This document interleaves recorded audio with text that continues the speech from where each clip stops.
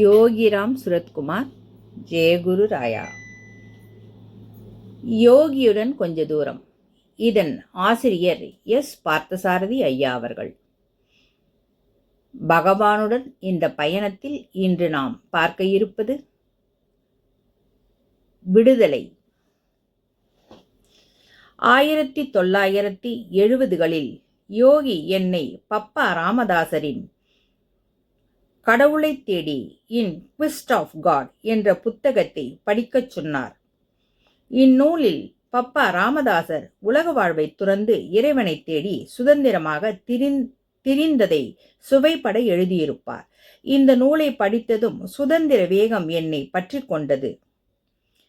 தொடர்ந்து பப்பா எழுதிய கடவுளின் பார்வையில் இந்த விஷன் ஆஃப் காட் என்ற புத்தகமும், சுவாமி ராமதீர்த்தரின் இன் வுட்ஸ் ஆஃப் காட் ரியலைசேஷன் என்ற புத்தகத்தின் 6 தொகுப்பும், ஜே. கிருஷ்ணமூர்த்தியின் பல நூல்களும் எனக்கு யோகியினால் அறிமுகப்படுத்தப்பட்டன. ஒவ்வொரு புத்தகத்தையும் அதை பற்றியும் யோகி சொன்னதும் தெய்வாதீனமாக அந்த புத்தகம் என் கைக்கு வந்து சேரும் புத்தகத்தை விலை கொடுத்து வாங்க முடியாத அளவு கஷ்ட ஜீவனம் நடத்திய காலம் அது. ஒவ்வொரு புத்தகத்தையும் படிக்க படிக்க அதன் அர்த்தங்கள், உண்மைகள் எனது அறிவுக்கு தெளிவாக புரிந்தன. நிலையற்ற வாழ்வின் மாய விளையாட்டும், அதில் சிக்கித் தவிக்கும் மனம், புத்தி, உணர்வால் பின்னிய தேகத்தின் வேதனையும் சுகமும் இதமும் மரணமும் அப்பட்டமாக தெரிந்தன. படிக்கும் பொழுது அதோ அந்த தெய்வீகம் இதோ இங்கே இருக்கின்றதே, என்னுள் இருக்கின்றதே, என் குருவான யோகியின் திருவடியிலிருந்து பொங்கி வழிந்து என்னுள்ளே பாய்ந்து நிறைகிறதே என்றெல்லாம் தோன்றும். நான் அப்படியே கரைந்து போய் அண்டவெளியில் காணாமல் போய்விட்டதை போல் தோன்றும். வாழ்வில் துக்கம், சோர்வு, நோய், மரணம், ஆசைகள் என எதை பார்த்தாலும் சிரிப்பு பொங்கி வரும். ஆனால் சற்று நேரத்தில் இவை எல்லாம் மறைந்துவிடும். நான் மீண்டும் நானாகவே இருப்பேன். உஷ்ணமான இயலாமை பெருமூச்சு உள்ளிருந்து அடிக்கடி வெளியேறும். சீக்கிரமே சோர்ந்து போய்விடுவேன். இது என்ன நிலைமை என்பது புரியவில்லை. அனைத்து ஞானிகளும் யோகிகளும் சொன்ன உபதேச சாரங்கள் யாவும் சத்தியம் என்று தெரிந்து கொள்ளத்தான் முடிந்ததே தவிர்த்து அதை நடைமுறை வாழ்வில் கடைபிடித்து தேகாபிமானத்தை விட்டு தெய்வத்தில் கரைய சக்தியில்லாமல் தவித்தேன். யோகி என்னிடம் ஒரு நாள் உனக்கு என்ன வேண்டும் என்று கேட்டதில்லை. எனது தேவைகள் அதிகமிருந்த காலத்தில், அதுவும் அடிப்படையான பசியை போக்கவும் கடன் உபாதையிலிருந்து மீளவும் நான் பரிதவித்துக் கொண்டிருந்த காலத்திலும் உனக்கு என்ன வேண்டும் என யோகி கேட்டதில்லை. மாறாக ஞானிகளின் உபதேசங்களை போதித்தார். வாழ்வின் நிலையாமையை விவரித்தார். பிறப்பு இறப்பற்ற ஆத்மாவின் பற்றற்ற நிலையை பரவசத்தோடு பகிர்ந்து கொண்டார். யோகியின் அருள் பார்வையினால் எனக்கு எதிலும் தீவிரமான நாட்டம் இல்லாமல் போனது. எனினும் அந்த பரிபூரண நிலையை அடைய முடியாமல் பரிதவித்தேன். எனக்கு பயம் இருந்தது. நான், எனது பந்தம், எனது உடைமைகள் இவை யாவும் பாதுகாக்கப்பட வேண்டும், இவை பறிபோக கூடாது என்ற பயம் எனக்குள் இருந்து கொண்டே இருந்தது. அதிலிருந்து மீள யோகியை தியானிப்பதே வழி என தீர்மானித்தேன். செய்த வேலை பிடிக்கவில்லை. வீட்டிலும் வெளியிலும் புலம்பிக் கொண்டிருந்தேன். நான் எங்காவது சென்றுவிட வேண்டும், தனிமையில் தியானம் செய்ய, தெய்வத்தை அடைய வேண்டும் என எப்பொழுதும் மனதில் சங்கல்பித்து கொண்டே இருப்பேன். ஆனால் நடைமுறையில் அது சாத்தியமாகவில்லை. இந்நிலையில் ஒரு நாள் 1980களின் மத்தியில் யோகியிடம் சென்றேன். யோகி என்னை அன்போடு அழைத்துச் சென்று அவர் அருகே அமர்த்தி கொண்டார். என் கரத்தை கெட்டியாக பிடித்து கொண்டார். என்னை நோக்குவதும் சிரிப்பதுமாக நெடுநேரம் கழிந்தது. நான் அவர் திருமுகத்தை பார்க்கும்போது யோகி தனது முகத்தை வெவ்வேறு திசைகளில் மாற்றி மாற்றி திருப்பிக் கொண்டும் நான் அவர் திருவடிகளை சேவித்து கொண்டிருக்கும் போதும் அவர் என்னையே கண்ணிமைக்காது பார்ப்பதையும் நான் உணர்ந்தேன். பார்த்தசாரதி, நீ தனிமையில் சில காலம் இருக்க விரும்புகிறாயா? திடீரென யோகி என்னை நோக்கி வினவினார். நான் பதிலுரைக்கவில்லை. நீ விரும்பினால் இப்பொழுதே இங்கிருந்து போகலாம். எங்கே செல்ல விரும்புகிறாய்? இமயத்துக்கு சென்று என் தந்தையை தியானிக்க நினைக்கிறாயா? இல்லை வேறெங்கும் சென்று தனிமையில் இருக்க விரும்புகிறாயா? யோகி நேரடியாக இப்படி கேட்டதும் எனக்கு என்ன சொல்வதென்றே தெரியவில்லை.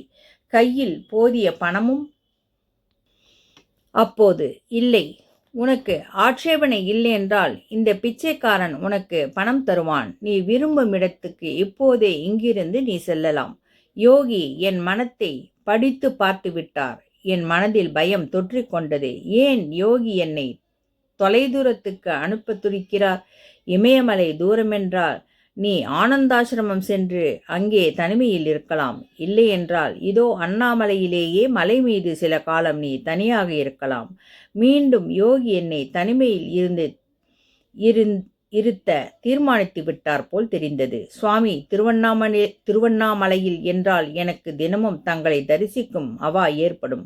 அது தங்களின் காரியங்களுக்கு இடையூறாக போய்விடும்.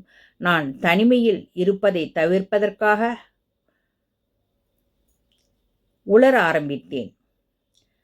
நீ திருவண்ணாமலையில் இருந்தால் தினமும் இந்த பிச்சைக்காரனை பார்க்கலாம். இந்த பிச்சைக்காரன் வேறெதற்கு இங்கு இருக்கிறான்? யோகி விடுவதாக இல்லை. நான் சற்று நேரம் மௌனமாக இருந்தேன். இல்லை சுவாமி, நான் ஊருக்கே சென்று விடுகிறேன். எனது உண்மை சுரூபம் எனக்கே வெட்கமளித்தது. யோகி கருணையோடு என்னை பார்த்து புன்னகைத்தார். தனிமையில் நான் சொல்வது குறித்த பேச்சு அத்துடன் நின்று போய்விட்டது. சற்று நேரத்தில் யோகி எனக்கு விடை கொடுத்து அனுப்பினார். ஊர் திரும்பினேன்.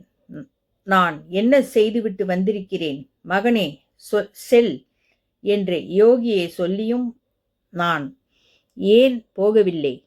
நான் எவ்வளவு பயந்த இயல்பு உடையவனா? நான் அவ்வளவு பயந்த இயல்புடையவனா? நான் அவ்வளவு பலகீனமானவனா? என்னால் நம்பவே முடியவில்லை. என்னில் இருந்து எனக்கு விடுதலை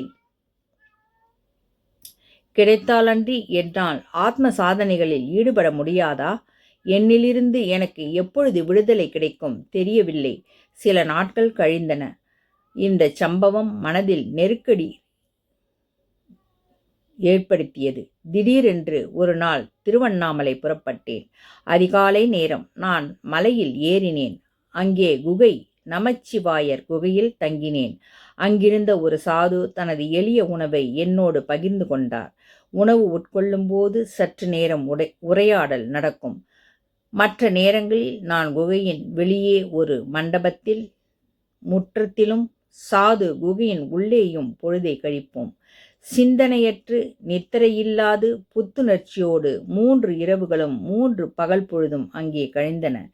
4ஆம் நாள் அதிகாலை யோகியை பார்ப்பதற்காக நான் மலையிலிருந்து கீழிறங்கி வந்தேன். சன்னதி தெரு வீட்டின் வாயிற்படியில் யோகி அமர்ந்திருந்தார்.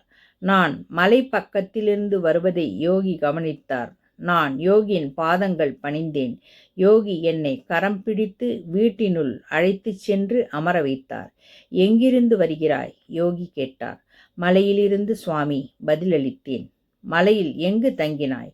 குகை, நமச்சிவாயர் குகையில் சுவாமி. யோகி சற்று நேரம் மௌனமாக இருந்தார். சிகரெட்டை எடுத்து நிதானமாக பற்ற வைத்து கொண்டார். ஆழமாக புகையை உள்ளிழுத்தார். இந்த பிச்சைக்காரன் அந்த குகையில் 6 மாத காலம் தங்கியிருந்தான். யோகி மெதுவாக சொல்லி புன்னகைத்தார்.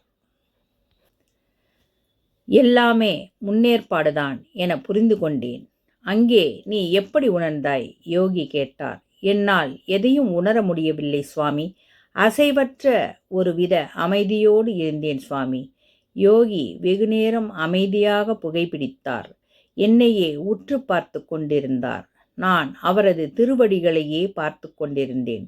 பார்த்தசாரதி, அப்பா நமக்கு சில வேலைகளை கொடுத்திருக்கிறார்.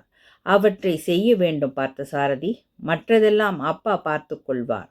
யோகி சொன்னது இதயத்தில் பதிந்தது. என் வேகம் குறைந்தது. மாதம் 3 நாட்கள் தனியாக எங்கேயாவது இருப்போம். அப்பாவை நினைத்து கொண்டிருப்போம் பார்த்தசாரதி. சரி சாமி என்று தலையாட்டினேன். சற்று நேரத்தில் சில பழங்களை பிரசாதமாக கொடுத்து என்னை அனுப்பி வைத்தார். இன்று நான் யோகியின் அருளால் திருவண்ணாமலையில் வாழ்ந்து வருகிறேன். யோகிராம் சுரத்குமார், ஜெயகுரு ராயா. யோகியுடன் வாழ்நாள் இறுதி வரை பயணித்து கொண்டே இருப்போம்.